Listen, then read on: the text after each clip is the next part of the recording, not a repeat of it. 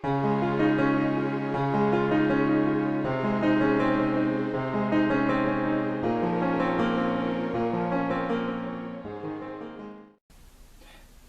this is James, and I'd like to welcome you to the Oracle Outlook for the week starting April the 24th, 2017. Before jumping into this week's reading, I would just like to take a moment to acknowledge my subscribers. This week, the channel has reached a little over 500 subscribers, current subscribers, so whether you are a new subscriber, if you're a new subscriber, I'd like to welcome you to the channel, or a long-term subscriber, I'd like to acknowledge you and thank you for taking the time, taking that step to subscribe to the channel. By doing so, you have given me a lot of encouragement and support of the work that I produce for this channel, and that support means the world to me.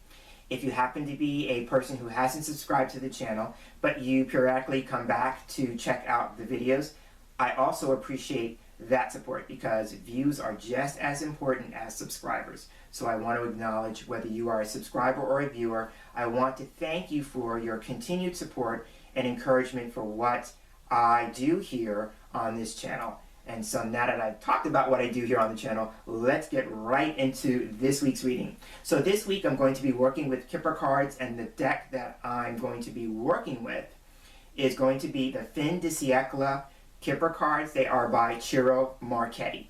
So now that I've introduced the deck, I have it right here on hand. I'm going to take it and shuffle.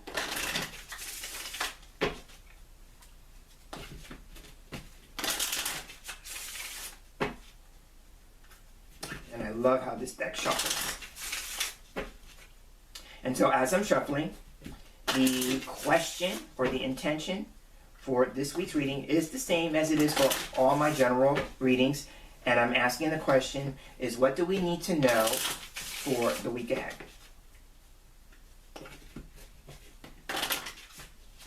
Okay, that's good. Now I'm going to go ahead and cut the cards. And I'm going to fan them out. And I'm looking for 5 because just like when I work with Lenormand, when I work with Kipper, I do a line of 5. So I'm picking the 5 cards from the fan that get my attention. So I have them all lined up. I'm going to take the remainder of the deck and put that aside. So now that I have the 5 cards in front of me, face down, when I work with a line of 5, I always start with the middle card. For me, the middle card is like the focus card. It's about the central issue that we may experience this week or that we're being called to put our energy and concentration on for the week ahead. So here we have, so here we have the marriage card. So the marriage card can represent literal marriage. So there may be somebody watching this video who is embarking on marriage, becoming married. Or it could be if you are already married, then your marriage or your relationship with your significant other could be the central issue or focus for you this week. If you're not married, like myself, I'm single, so if you're not married, then this card can come up when we are being asked to look at the commitments that we choose to make this week. So any commitments, agreements, sometimes this card can be about contracts. So any kind of commitment or agreement that we make, we're being asked to honor those, because I tend to look at this card as, what they do in a marriage ceremony. It's like the groom and the bride, or the groom and the groom, or the bride and the bride. Whatever the makeup of the parties involved in that ceremony, there's an exchanging of vows. So what it is that you are making vows, you are making oaths, you are making promises, and so you're in that ceremony, you're stating what it is that you are promising to do with the full intention that you're going to honor those vows, those commitments, those agreements, right? So if we take the marriage aspect out of it and just make it about that, then we're being asked, are you keeping your commitments? Are you honoring the promises, the vows, the oaths that you make to either yourself, which is some of the most important commitments that we make, and the things that we need to honor, the commitments and promises that we make to ourselves, but also to those that you are in relationship with. Now, marriage would indicate significant relationships, significant partnerships, But it could also be just generally speaking, as you move through this week, be mindful of the commitments that you're making. Are you going to honor them? If you make an agreement or a promise, are you doing your level best to make sure that you honor that? So that is marriage for me. So now that is the card by itself. So now that will be more influenced by the surrounding cards. So let's take a moment now and look at the surrounding cards. So starting off the week, we have courthouse, or I should say starting off the line, courthouse. Then we have bad health. Then next to that, on the other side, we have unexpected income. And then rounding out the line, we have journey. Okay, so we have some interesting cards here. Okay, so what I do is when I'm working with a line of 5, after we've identified the middle card, I go one step out and look at the cards that are immediately flanking the center card. So here on the left, we have bad health. So if you read the traditional Kipper cards, this card is short illness, right? So here we have, with marriage being about commitments, promises, agreements, bad health is very interesting because it can represent needing to take a break from something, right? So there is that. So it could be like maybe taking a step back, or something that gets put on hold temporarily, because I see this as like taking a break or a timeout, or, a period of, kind of isolation, with the whole illness, health aspect of it. It's kind of like a time to heal, time to recover, time to regroup kind of thing. So now, if we go with the idea that marriage is about commitment and we have bad health here, it could literally mean that we need to be committed to our health. And it could be as a result of a short-term illness. And with that, sometimes what it does, and I'm going to explain it in a way that you may be able to relate to because it's a personal thing of mine. So sometimes in the busyness of life, we are just running. I am like that. I'm a doer, so I always like to be doing something. And this was especially true when I was out in the working world, when I had a job out in the world. I'm self-employed now, so that energy has shifted. But what I used to do all the time was I would just work, and I wouldn't pay attention to the toll it was taking on my physical body. And so what would happen for me is I would have to get sick in order for me to stop moving. It was like, okay, my body would just say, okay, if you're not going to take the time to get some rest, which is bad health, if you're not going to take the time to get some rest, I'm going to help you with that. And then I would get stuff like a cold, and it would be a short cold. It would be like a 24-hour thing, but it was just enough to get me to stop. So I'm seeing that in terms of marriage being about commitment. So it's about, maybe for someone watching this video, is that they need to be making a commitment to their health. And it could be as a result of, because marriage is coming after bad health in the line, it could be as a result of a temporary setback in terms of like a short-term illness. So there's that. It could also be with bad health, if we go with the idea of making commitments to other people, then bad health could be saying that a commitment may not be honored because of a short-term illness or condition or something of that nature. So it could be twofold, and that would be probably why I was really keen on the idea about honoring our promises and keeping our promises, that kind of energy. There may be something that happens that's going to affect that. So if that's the case, then it's about like whatever the commitment is that you've made, making sure that everybody's aware of why you're not present. That kind of thing. And if you're under the weather for whatever reason, if you're under the weather, then maybe it's about you honoring your health rather than forcing yourself into a situation that may prolong the condition. So I'm seeing that with bad health on this side, right? So there's that. So bad health could be about either short-term illness, having to keep an eye on our health, and as a result of that, what new commitments are we willing to make to our own physical well-being as a result? But also too could be maybe just needing to take some time away from some commitments, maybe a long-term or a long-standing commitment, taking some time away from that. Could be, again, needing to call a truce. Maybe there's something that we need to kind of put to an issue to rest or to bed, that kind of issue. or that kind of situation or that kind of energy I'm seeing. Unexpected income on the other side. Unexpected income is a card that can represent, and going on the heels of marriage being about commitment, this could be about a financial commitment. When the pair of marriage and unexpected income can come up, they both can suggest a contract. This card, unexpected income in particular, can represent documentation in which a signature is required. So it could be with bad health coming before these cards, could be I need to take a break or I need to take some time out to review this commitment before I put my name on the dotted line. So there's that. Unexpected income for me can be about money changing hands. So it could be about, if we go with marriage being a card about a significant relationship, then this could be about our relationship to money. And we're being asked to take a look at that. It could be like we are in a state of financial recovery. If we go with unexpected income being about money and finance and money changing hands, and bad health is a card of recovery, so if it's not about our physical well-being, it could be about our financial health and needing to take a good look at that.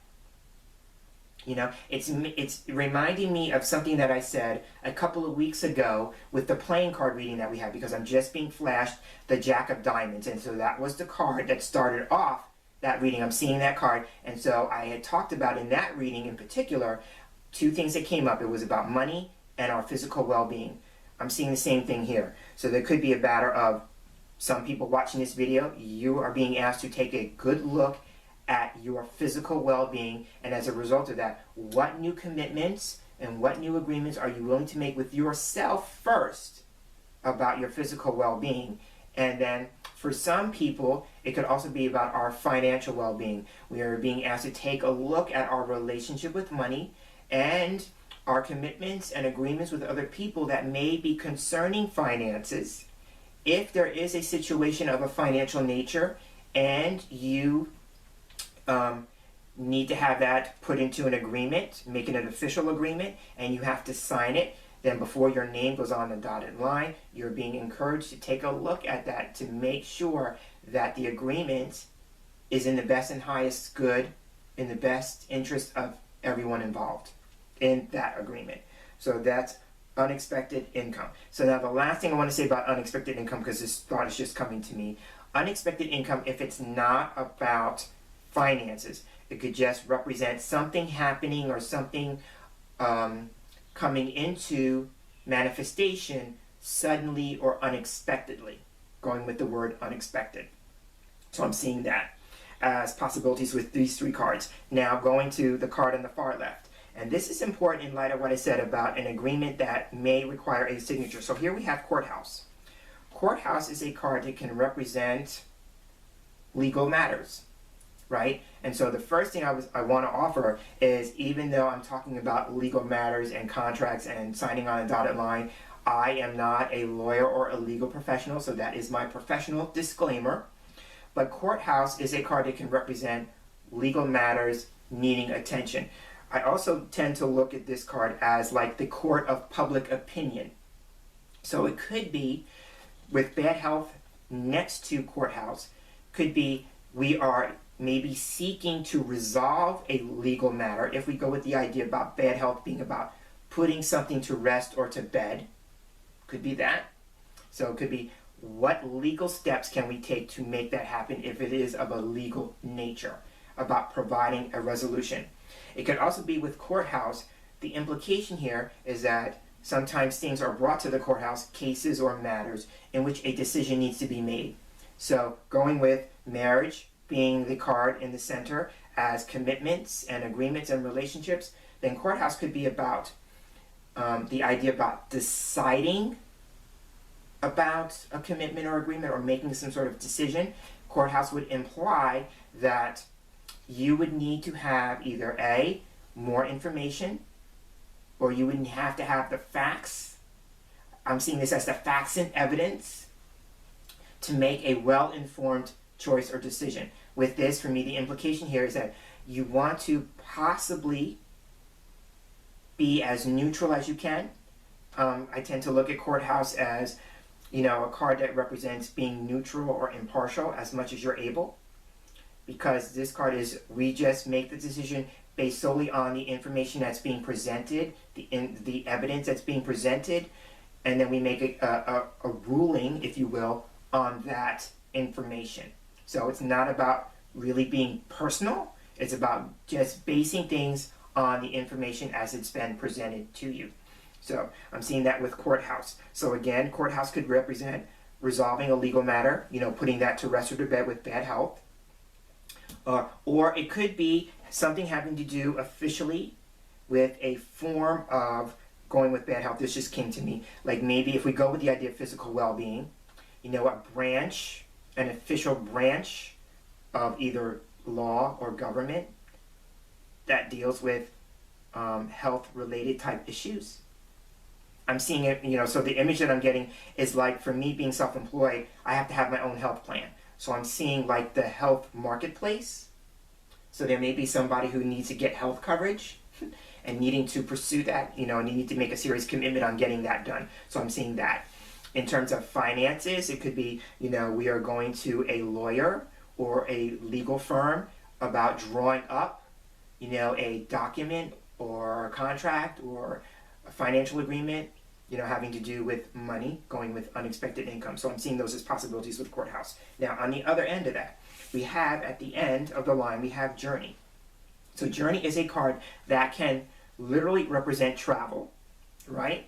So it could be like embarking on that. So it could be needing to maybe finalize the details of an actual trip or journey, or there could be some arrangements being made having to do with that, and they may involve something of a legal nature. I'm seeing like in terms of like courthouse and journey, could be about like car insurance, having something having to do with a vehicle. I'm seeing that as possibility. So there may be that, and that's a form of a financial agreement, money changing hands, could be a bill of sale, something of that nature. It would be something with bad health in the middle of the line, the second card in at least. Could be about like the idea of like, something that we were not, that didn't allow us a sense of mobility.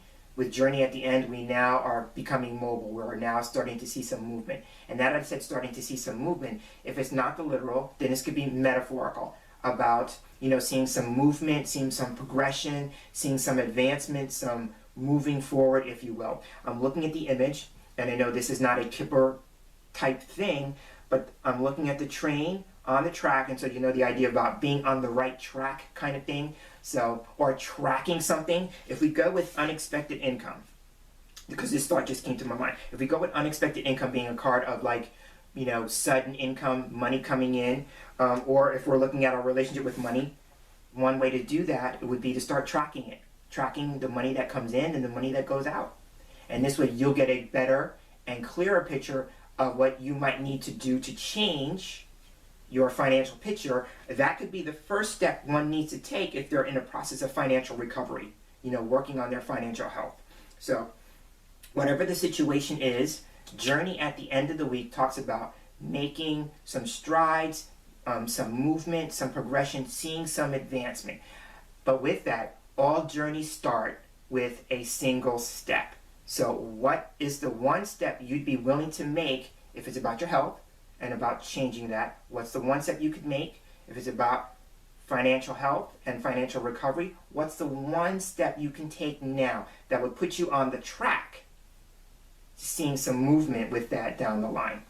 So on that note, I will end this week's Oracle Outlook. So I'm Jameson Mitchell, and as I close, I'd like to thank you for sharing space here with me for this week's reading, and I look forward to sharing the same space with you again in our next video reading together. So until then, I'm hoping that you have a wonderful day as well as a wonderful week. Take care.